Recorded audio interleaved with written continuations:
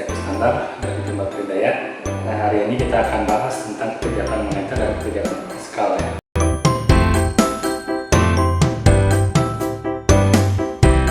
Sudah siap ya? Oke, nah kebijakan moneter dan kebijakan fiskal ini adalah langkah untuk mengatasi yang namanya inflasi. Jadi sebelum kita belajar tentang kebijakan moneter dan fiskal, kita bahas dulu tentang yang namanya inflasi ya. Nah, apa itu inflasi? Inflasi itu adalah kenaikan harga terus-menerus ya. Jadi naiknya harga terus-menerus. Nah, ini adalah inflasi ya. Nah, penyebab dari inflasi itu ada 3.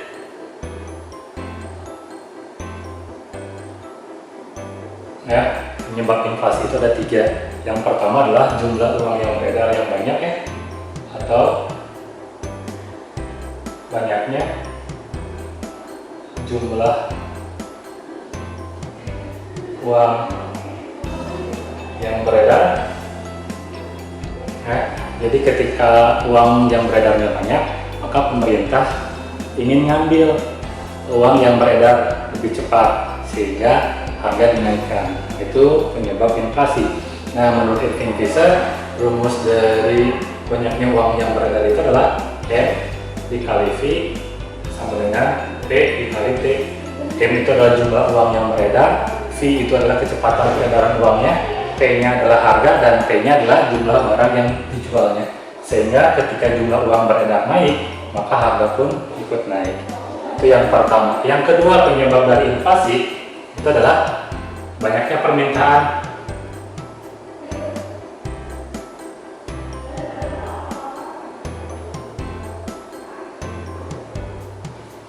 Ya, dalam istilahnya disebutnya adalah demand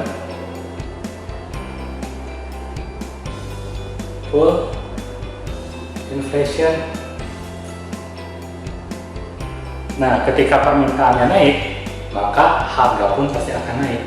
Ya, bayangin kalau banyak orang yang berbondong-bondong ingin beli, ya, pasti harganya akan naik. Nah, kalau di dalam kurva, ya, berarti bergesernya kurva permintaan. Ya, ini kurva supply. Kemudian di sini adalah kurva demand. Nah, ini titik potongnya, di mana ini adalah Q1 dan ini adalah P1. Ya. Karena ini kurva Q, ini kurva V. Ketika permintaannya naik, berarti permintaan dia bergeser.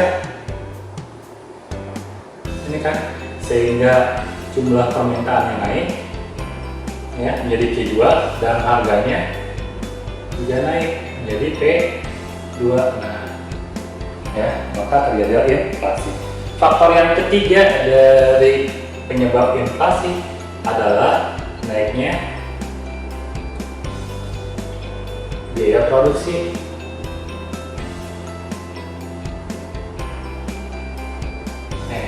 Berarti ini dari sisi penawaran. Istilahnya adalah cost plus inflation.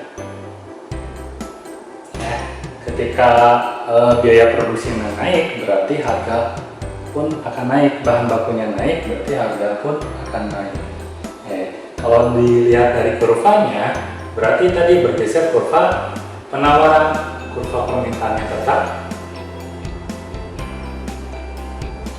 Ya, ini kurva penawarannya. Ketika biaya produksinya naik, berarti kan harga bahan bakunya juga naik. Yang bergeser ke sini. Nah, ini kan asalnya ini ya. Ini Q1-nya, ini P1-nya. Ya, sehingga di sini ini P2-nya. Nah, jumlah barangnya jadi berkurang. Nah, jadi ini adalah 3 penyebab inflasi ya. Nah, untuk mengatasi inflasi, pemerintah punya 2 kebijakan, yaitu kebijakan moneter dan kebijakan fiskal ya. Nah, jadi kita bahas dulu yang namanya kebijakan moneter. Kebijakan moneter adalah kebijakan untuk mengatasi jumlah peredaran uang ya.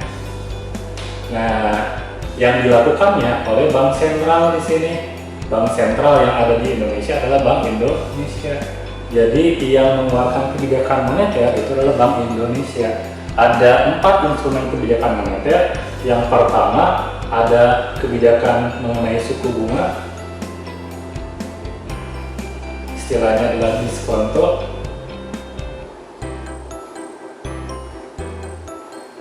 Ya. Yang kedua adalah kebijakan mengenai SBI, surat berharganya, atau yang disebut dengan yang namanya operasi pasar yang dilakukan oleh BI. Yang ketiga mengenai cadangan biro. Dan yang keempat adalah kebijakan kredit. Nah, ini adalah instrumen kebijakan moneter, ya. Nah, bagaimana perlakuannya? Ya, jadi ketika terjadi inflasi maupun kebalikannya ketika terjadi deflasi. Jadi ada inflasi, ada deflasi. Deflasi itu adalah kebalikan dari inflasi, ya. Kalau ini harga yang cenderung turun. Ya, ketika terjadi inflasi, maka suku bunga akan naik. Ya, sama Bank Indonesia suku bunganya dinaikkan. Kemudian operasi pasar, surat berharga Bank Indonesia, mereka akan menjualnya. Jadi surat berharga akan dijual. Cadangan giro dia akan naik. Jadi minimal nabungnya biasanya tinggi. Kemudian peminjaman kredit itu akan dibatasi. Nah, ini ketika terjadi inflasi. Kalau ketika terjadi deflasi adalah kebalikannya, maka suku bunga akan turun, ya, surat berharga akan dibeli, kemudian cadangan gironya akan turun, dan kredit akan diperbanyak. Nah, jadi kalau yang ini adalah kebijakan untuk mengurangi jumlah uang, kalau ini kebijakan untuk menambah jumlah uang. Kebijakan moneter untuk mengatasi inflasi ini disebut kebijakan tight money policy, kebijakan uang ketat. Sedangkan kebijakan deflasi ini yang disebut dengan easy money policy, kebijakan uang longgar. Ini kebijakan moneter. Kemudian yang keduanya adalah kebijakan fiskal.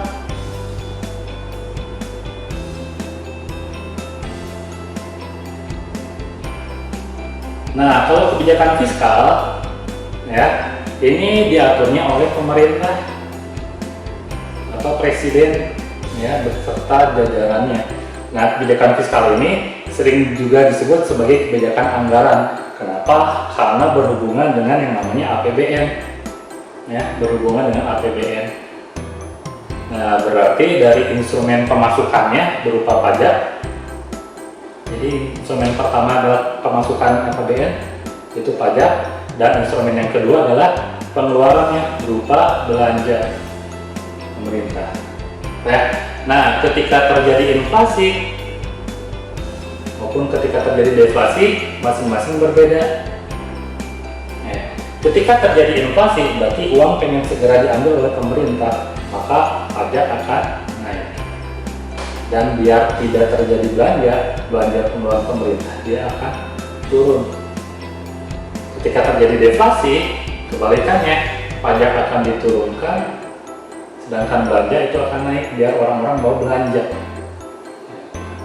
Nah, ini adalah kebijakan moneter dan kebijakan fiskal. Nah, untuk istilahnya seluruh kebijakan moneter, ya, seluruh kebijakan moneter baik kebijakan inflasi baik moneter maupun fiskal ini disebut dengan kebijakan kontraktif, kebijakan untuk mengurangi jumlah uang yang beredar. Sedangkan kebijakan moneter maupun fiskal untuk mengatasi deflasi ini disebut dengan kebijakan ekspansif, kebijakan untuk menambah jumlah uang yang beredar. Jadi kebijakan moneter maupun kebijakan fiskal adalah kebijakan untuk mengatasi inflasi maupun deflasi atau kebijakan tentang peredaran jumlah uang yang beredar. mungkin itu aja yang bisa saya sampaikan ya. Nah, jadi penyebab inflasi itu ada 3, yaitu jumlah uang yang beredar yang banyak, permintaan yang naik, dan biaya produksi juga naik. Dan mengatasinya bisa pakai kebijakan moneter yang dikeluarkan oleh Bank Indonesia, dan ada kebijakan fiskal yang dikeluarkan oleh pemerintah. Itu aja mungkin yang bisa saya sampaikan. Terima kasih sebelumnya. Mohon maaf bila ada salah-salah kata.